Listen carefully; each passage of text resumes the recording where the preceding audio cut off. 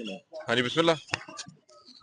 अस्सलाम वालेकुम नाज़रीन, आपका मेज़बान तलहा सिद्दीक कुरैशी एक बार फिर से आपकी खिदमत में हाजिर है। नाज़रीन, कल आपको एक खबर हमने पहुंचाई थी कि कराची की अदालत में वकीलों ने रजब भट्ट के ऊपर हाथ साफ किया है। वकला की जानिब से रजब भट्ट को तशद्दुद का निशाना बनाया गया। अब इसके अंदर बड़ी डेवलपमेंट ये है कि इस मामले के ऊपर कराची के मुकामी थाने में दरख्वास्त जो है वो जमा करवा दी गई है। ये दरख्वास्त भी रजब भट्ट की जानिब से जमा नहीं करवाई गई। इसमें जो मुदई बने हैं वो मुदई जो है वो बैरिस्टर मियां अली इशफाक साहब भी बने हैं, जो कि रजब भट्ट के वकील थे।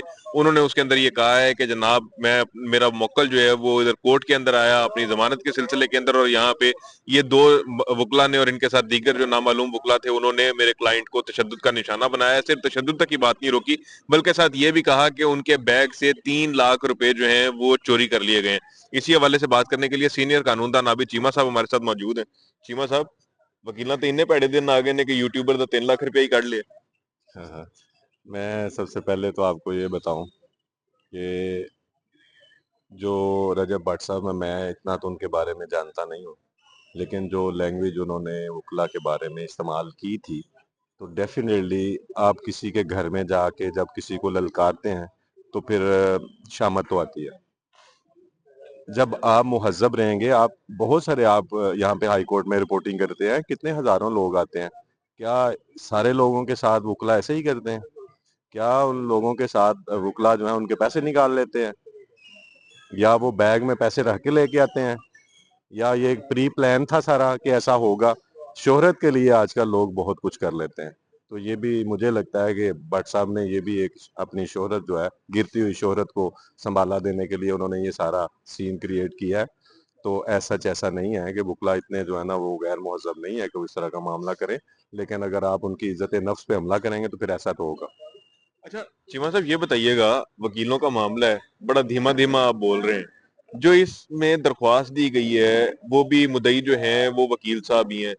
ये प्रेसिडेंस हमने पहली दफा देखा है कि मियां अली इशफाक साहब को तो इसके अंदर थप्पड़ या तशद्दुद का निशाना नहीं बनाया गया। दरख्वास्त जो है वो रजब भट्ट की जानिब से नहीं दी जानी चाहिए थी, मियां अली इशफाक साहब ने मुदय्यत के अंदर क्यों ये दरख्वास्त दी? देखिए जी, हमें जो सीनियर्स ने बताया है ना, जो हमने सीखा है, उनमें यही बताया कि बच्चे आपने पार्टी नहीं बनना।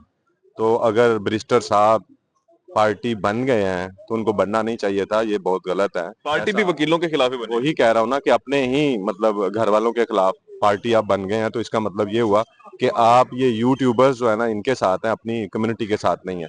क्या मियाँ इशफाक का ये हक नहीं बनता था कि जब उसने लैंग्वेज गलत यूज की थी तो उससे अपोलोजाइज करवाते और सेटलमेंट करवाते कि यार ये गलती हो गई या जो भी हुआ, बजाय कि उन्होंने एक महाज क्रिएट कर लिया और अपनी तरफ से पहली दफा हमने भी सुना है कि आप वो पार्टी बन के साथ जो है ना वो उन्होंने एप्लीकेशन जमा करवा दी, जो कि गलत है, सरासर गलत। अच्छा चीमा साहब, ये बताइएगा कि बिलाशुबा एक चलें, ये तो एक वकला का आप लोगों का आपस का मामला है, लेकिन जो कुछ कराची की कचहरी के अंदर हुआ, मतलब जिस तरह से उसको मारा पीटा गया, वो वीडियोस भी जो हैं वो पूरे सोशल मीडिया के ऊपर इस टाइम पर गर्दिश कर रहे हैं। बड़े लोगों ने देखा कैसे चपेड़े फिरी और कैसे जो है वो ना खुदी छोड़ी गई, ना गाल छोड़ा गया, ना गिरेबान छोड़ा गया। तो ये सारा कुछ जो है वो कल पूरे का पूरा सोशल मीडिया जो है वो ये तमाशा देखता रहा। क्या आप नहीं समझते कि अगर एक बंदे ने अपनी कम अकली के मुताबिक या कम जरफी के मुताबिक अगर कोई गलत जुबान इस्तेमाल की है, तो उसके जवाब में आपको उसके लेवल पे नहीं गिरना चाहिए, बल्कि ग्रेस का मुजाहरा करना चाहिए और ऐसे पुरतशद्दुद वाकयात से दूर रहना चाहिए? मेरे ख्याल में इसके पीछे जो बेसिक रीजन मुझे समझ आई है, सारे केस को मैंने जो देखा है, उसमें यह है कि जो रजब भट्ट साहब पे एफआईआर है, जो वो 295 ए की, मेरे ख्याल में वो पीछे जो ग्रज है वो है जिसकी वजह से ऐसा ऐसा हुआ है। और ये हमारे मुल्क में ये तो आम, आप देखें बहुत सारे लोग जो हैं इसी हवाले से जेलों में हैं, लोग तशद्दुद करके मार देते हैं। और ये सारा, ये गवर्नमेंट को चाहिए कि इसके मुताबिक इसके लिए कोई ऐसा नहीं कानून चिमा साहब, बनाए। वैसे ये जो मामला, माजरत आपकी बात काट रहा हूँ, देखें ये बड़ा हसास नोयत का एक मुकदमा है। और जो वकील जो तशद्दुद का निशाना बनाते रहे हैं, वो उनकी साथ जो है वो उन वीडियोस में ऑडियो भी आती रही है कि वकीलों के खिलाफ बात करोगे, वकीलों के खिलाफ बात करोगे।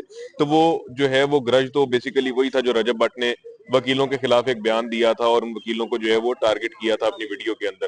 तो लेकिन उस जो उन्होंने अपनी एक वीडियो बनाई, उस बात का जवाब क्या एक वीडियो की सूरत में ही नहीं दिया जा सकता था? और ये देखो, ये तो जिसकी जहां पे चलती है वो करता है।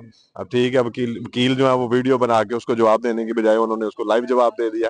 तो मेरे ख्याल में अच्छा किया, होना चाहिए ऐसे। क्यों आप करते हैं आप? ठीक है, सोशल मीडिया का दौर है कि आप घर में बैठ के वीडियो बना के किसी को डरा धमका लेते हैं, लेकिन फेस करना जो है ना वो जरा मुश्किल होता है। तो अब इनको तो अब पाकिस्तान में हर जगह अदालतें मौजूद हैं, जिस अदालत में जाएंगे वहां वहां पे फेस करना पड़ेगा। बैरिस्टर मियां अली इशफाक भी एक बड़ा नाम है। अब उसी ने अगर अपनी मुद्दत के अंदर ये दरख्वास्त दी है, यकीनी तौर के ऊपर शायद ये मुकदमा भी दर्ज हो जाएगा।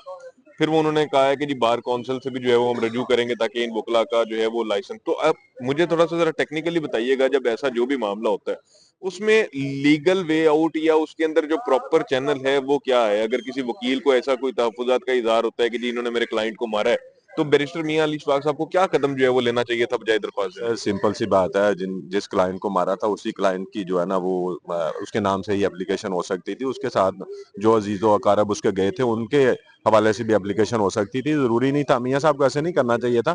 हाँ, मियां साहब इसी कम्युनिटी में रहते हैं, कल को उनके खिलाफ कहाँ पे वहां पे कोई एप्लीकेशन दे देगा। तो ये तो अपनी बरादरी में अपने घर में ही बाइफर्केशन करने की जो है ना वो एक रवायत पड़ जाएगी। ऐसा नहीं करना चाहिए था।